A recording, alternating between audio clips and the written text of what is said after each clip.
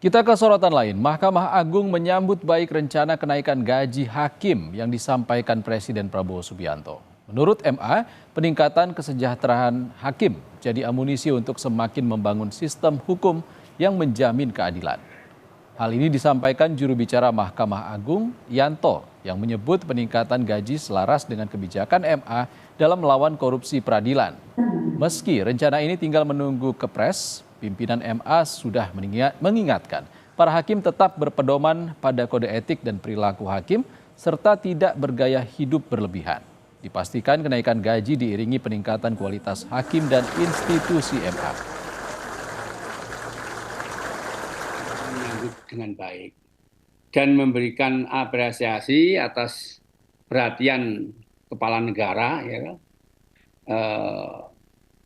sebagaimana disampaikan oleh Presiden Prabowo, ya, dalam pengukuhan hakim kemarin, ya, bahwa untuk menaikkan gaji hakim, ya, kenaikan gaji hakim ini merupakan respon atas tidak adanya kenaikan gaji hakim selama 18 tahun. Dan mengingatkan kepada para hakim seluruh Indonesia untuk menghindari hidup hedon, ya, hidup yang berlebihan, hidup yang bermewah-mewah. Seluruh gaji hakim dipastikan naik. Keputusan ini disampaikan Presiden Prabowo saat menghadiri acara pengukuhan hakim di Mahkamah Agung. Kenaikan gaji tertinggi 280% akan diterima hakim golongan paling junior. Presiden Prabowo telah memerintahkan Menteri Keuangan Sri Mulyani mengalokasikan anggaran kenaikan gaji. Bahkan bila perlu, anggaran TNI dan Polri dikurangi untuk kenaikan gaji hakim. Bahwa gaji-gaji hakim akan dinaikkan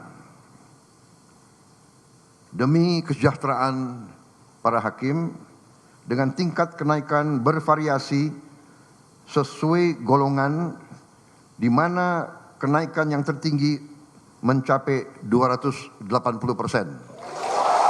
Kita butuh hakim-hakim yang benar-benar tidak bisa digoyahkan, tidak bisa dibeli.